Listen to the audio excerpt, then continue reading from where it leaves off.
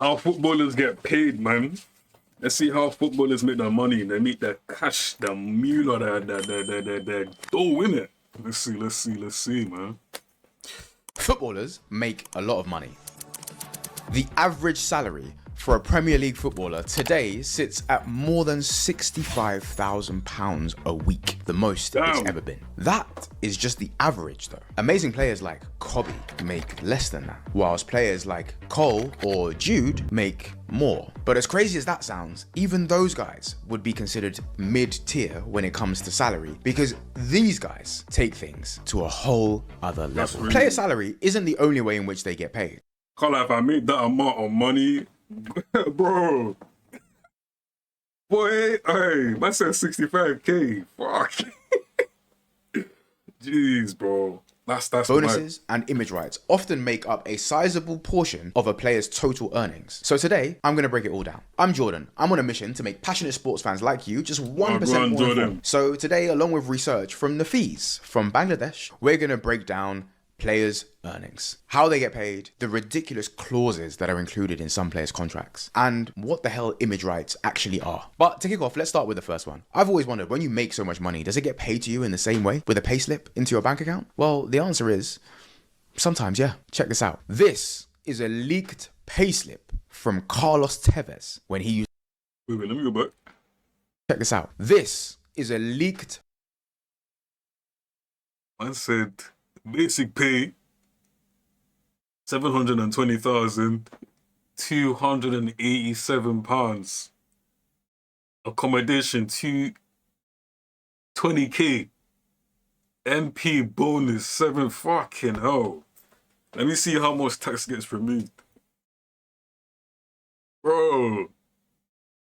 That's a lot of money they're making, but the tax is mad. I can't even lie. No, UK tax is different. I can't even lie, yo. UK tax is different. Mine said, crazy. Payslip from Carlos Tevez when he used to play for Manchester City. Tevez is one of those players that I can't even hate on, even though he switched up on my beloved club. Yeah, man. And to be honest, when I see the payslip, I understand why too. In the UK, you have to pay income tax on any earnings when you're an employee of a company. The higher rate tax band is at 45%.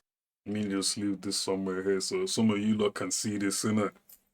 So we'll start off on personal allowance. So the taxable income you get is up to £12,570. That tax rate is 0%. You got basic rate, £12,571 to £50,270. That's a tax rate of 20%. You may get to the higher rate. Same 50,271 to 125,140. That's 40% tax rate. And then the additional rate is like anything over £125,000 to 140. Bro, these tax rate, bro, fam. When they say the UK is a mad place that has bare tax, bro, even the rich people, bro, are getting it, bro. This is mad. Man said when you hit 45%, they take off like around, they're paying 45% of what you earn. That's a lot, bro. That's a lot. I'm not gonna lie, that's a lot. If you were just to know the money isn't for you, it's for them. It's for them, bro. It's for them. But nah, oh my god, that's a lot of P. Going into the pocket to do what? We don't know. They say it's to help the economy, but who are we to know? Who are we to know? We just gotta, you know. Damn, that's mad. This, of course, is where all Premier League footballers fall into. You can see here that in this month, Tevez was paid £720,827. Not bad. That loosely equates to a salary of around £180,000 per week. His deductions are in line with what you would pay as an employee on this income. I'm learning a lot from this video. Even though I'm not a baller, I'm not a football player, I'm learning a lot about like taxes. I already knew about taxes, but this is making me more like This is making me more knowledgeable how they actually kind of operate. Like the people that take your money, like the taxes and that. This is crazy. This is actually crazy. Wow. Income tax band. And this number shows how much money he paid in tax at that stage of the tax year. Yeah, for all the shit that footballers get about how much money they make, it's worth remembering that they are very big taxpayers in a given economy. And that's one thing that's not to be forgotten. What's interesting about this payslip are these lines. For bonuses, some players get all kind of things thrown into their contract. Wait, which country even taxes the most? I swear it's the UK, innit? The UK is definitely, it has to be the #1 country in the world that taxes people shits like a crazy amount. It has to be the UK. I don't even think America's like this. Can all these men be putting VAT on damn near everything? Like literally if you buy anything in America, yeah, they'll put VAT on damn near everything. Even without you even like asking for VAT being added to your things. Like let's say you go out to eat, they just put VAT straight away. Like, I know they do that, but it's definitely got to be the UK, innit? That's where you can claim it all back, though. I don't know about that, gang. I don't know about that. I don't know about that. I don't know about that. You're talking about the, about America. If you're talking about that, I tried to do that and it didn't work. I was like, I'm supposed to get taxed, but they were like, oh, well, unfortunately. And then that's when I knew that, okay, I'm not getting my P back. I was like, yeah, UK. I think it depends, though. I think it depends. It depends, innit? When they sign for a club. Tevez says accommodation here, so I suspect Man City were giving him some kind of allowance for living. Which makes sense, because, you know, when he left Man United, he had to travel really far. But who knows, maybe it's for family. Other bonuses are pretty standard though, goal bonuses being one. The Mirror reported that Mo Salah has a bonus for whenever he reaches more than 35 goals or assists in a given season. According to them, and again according to them, he gets an extra £2.5 million when he achieves this. According to the Daily... 2 million? What? Hey! What's that 2.5 million bonus? Nah, these men are earning pay. These men are earning pay. These men are earning pay. Mail, his teammate Virgil van Dijk gets a clean sheet bonus. If Liverpool achieve 22 clean sheet bonuses in a given season, Virgil gets 750k. Again, speculation from the Daily Mail. Similarly, there are team performance incentives too. Ben Foster is really good on YouTube. He said on his podcast once that if Wrexham, who he played for at the time, got promoted, he was promised 100 grand in performance related bonuses for the team. If you've been a fan of my channel for some time, you'll know I did a video on Wrexham and you'll know they pay quite a lot in bonuses. So this has some legs to it. Loyalty bonuses are also a thing too. These are particularly interesting, and there was a particular... So he's calm then, 2.5 is decent. Yeah, it's decent, but because he lives in the UK and he's earning like 45% like income. Not even 45%, since he's earning more than like 12,000, whatever the guy just said, no, women. 45% of that is going to be taken away from him. 45% of your money is a lot of money, you know. Even if you're a millionaire, 45% of that money of 1 million is a lot. That's a huge, like, you know what I'm saying? Like, some people go crazy of losing, like, you know, 50 quid, bro. Using 45% of that, that's like, raw. You know, particularly high-profile case with Kylian Mbappe. The loyalty bonus states if a player sees out the entirety of their contract, there's a payment at the end for doing so. When he left Paris Saint-Germain and went to Real Madrid, there was a loyalty bonus of 80 million euros to be paid to Kylian Mbappe that they fought over in court. Mbappe won that case and got paid that amount of money, despite PSG trying everything they can to not do that. Not bad. So, assuming there was nothing else, all of these would be additional line items on these payslips. Where things get interesting, though, is when money from a club is paid into a business on behalf of a player. That's usually done for image rights. I've been a football fan my entire life, and I've always wanted to know, what the hell are image rights? I write a newsletter. All of my newsletter subscribers get insights like this sent to their email inbox every Monday at 11 a.m. UK time. Join the thousands of you already in there by clicking on the link in my description. Now, Image rights. Image rights are exactly that. They are the rights to a player's name, likeness, voice, and signature. Initially, a player owns 100% of the rights to their own image. However, the player's club can start to negotiate that percentage when they're in negotiations over a contract. To speak further on this, the most notorious example of negotiation. Yo, Top Dog, repost this live as well, by the way. Of image rights are at Real Madrid. Florentino Perez has historically always said if you play for Real Madrid, you're going to give up half of your image rights unless they are clearly separate from the club. Yes, half. His theory is a simple one. By playing for Real Madrid, your profile will increase so much that it's worthwhile you paying to be here. Similarly, when Real Madrid own half of your image rights, you are equally incentivized to boost your own image, as both parties would benefit. This then is the thesis that aligns very well with the Galactico philosophy at Real Madrid. So to be clear, if Jude Bellingham was to say, "Oh man, it was getting juicy, man," sign an agreement. I hate when they do that. When the thing is getting more juicy, the video, they hit me with an ad.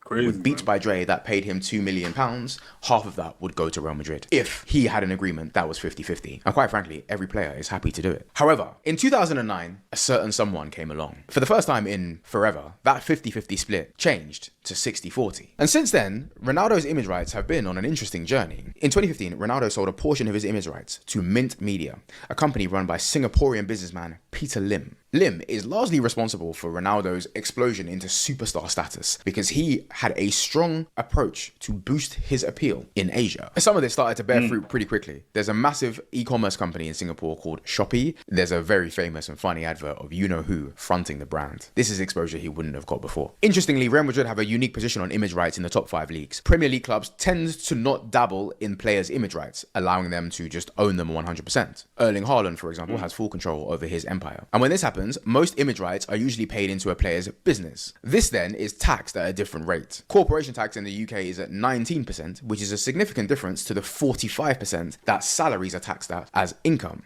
And that's a pretty big difference. So you can see. So they get hit with 19% of corporation tax as well.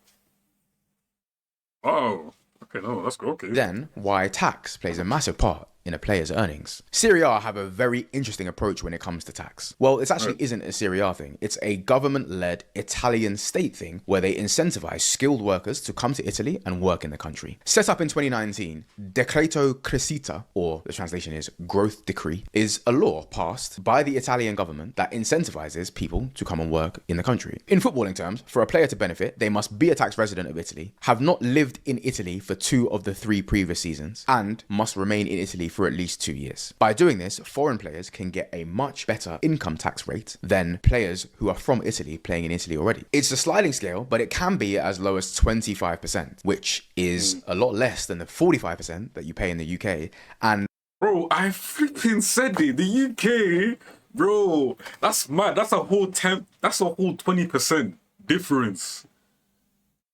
So you're saying if I go to play in Italy, yeah, if I go to play in Italy right now, yeah, I'm only getting hit with 25% compared to if I played in the UK, where I'm getting hit with 45%.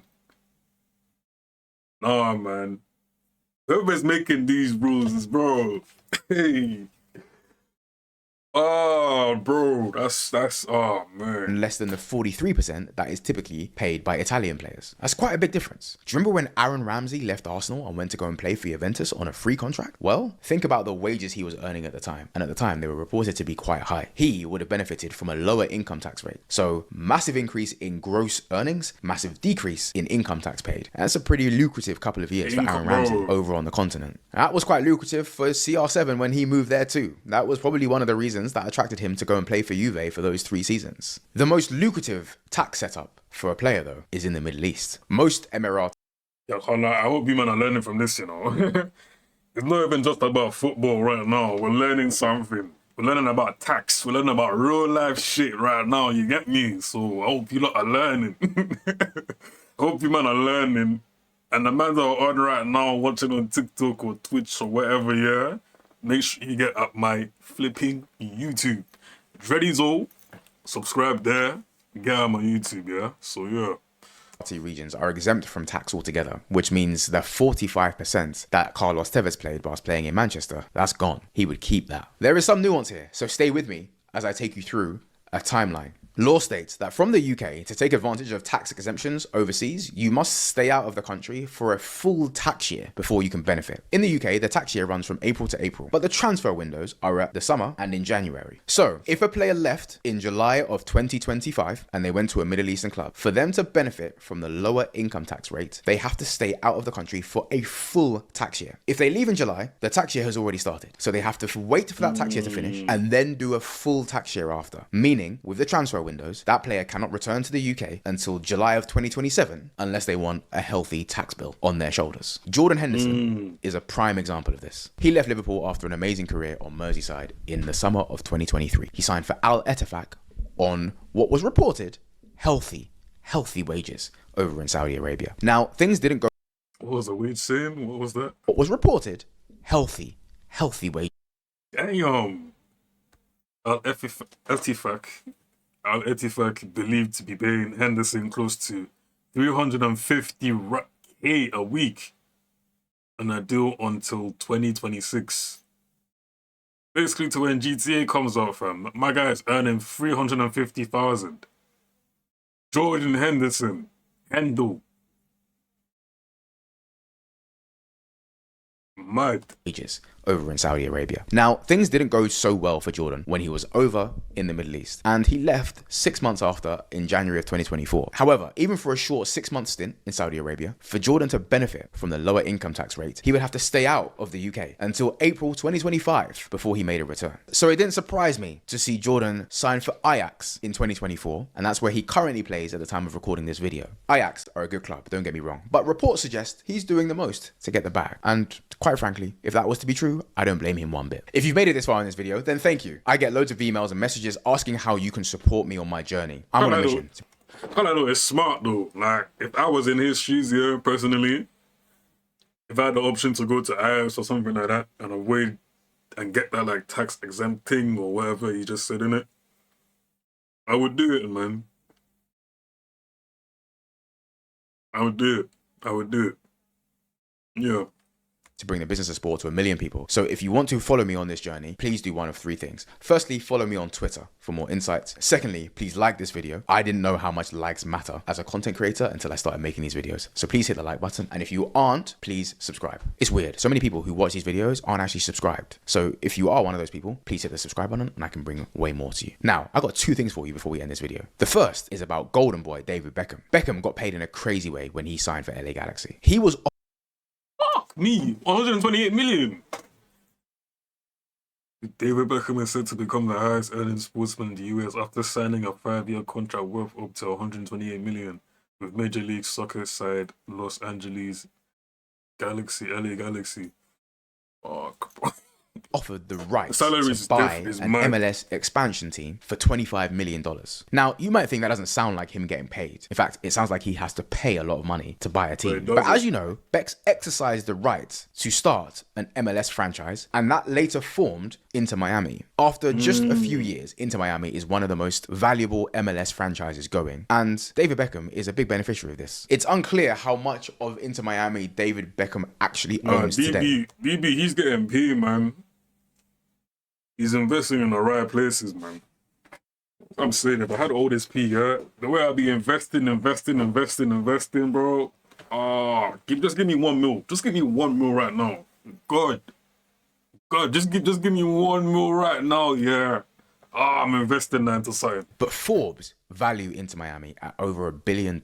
Let's just say, for the sake of speculation, Beckham owns 15% of Inter Miami. It's a pretty decent way to get paid as a footballer. And that valuation is only going one way from where we are today. Now, the final thing is just a fun thing. Just give me 1 mil, God. Right now. Even more than that. If you're feeling nice, just give me more in it.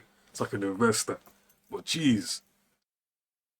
crazy. There are some absolutely crazy asks for players when they sign for clubs, included in their contracts. When I was researching this video, some of the things I saw online just made me laugh. Neymar's Barcelona contract reportedly included a clause that allowed 8 of his friends to fly into Barcelona so they could party and come and see him play. Ronaldinho's contract with Flamengo in the early 2010s apparently included contractual allowances to go out and party twice a week, regardless of the team's schedule. A little bit closer to home, Troy Deeney did a legendary interview with Filthy Fellas, where he outlined the demands that Watford agreed to in his contract extension negotiations. They agreed to remove the speed bumps in the car park so that he could drive his sports car to work every single day. They also gave him a box at the stadium so his friends and family can come and watch him. He also asked for particular car parking spaces in the car park too. Oh, what? You don't believe me? Let him tell the story right here. I'm saying take the speed bump out.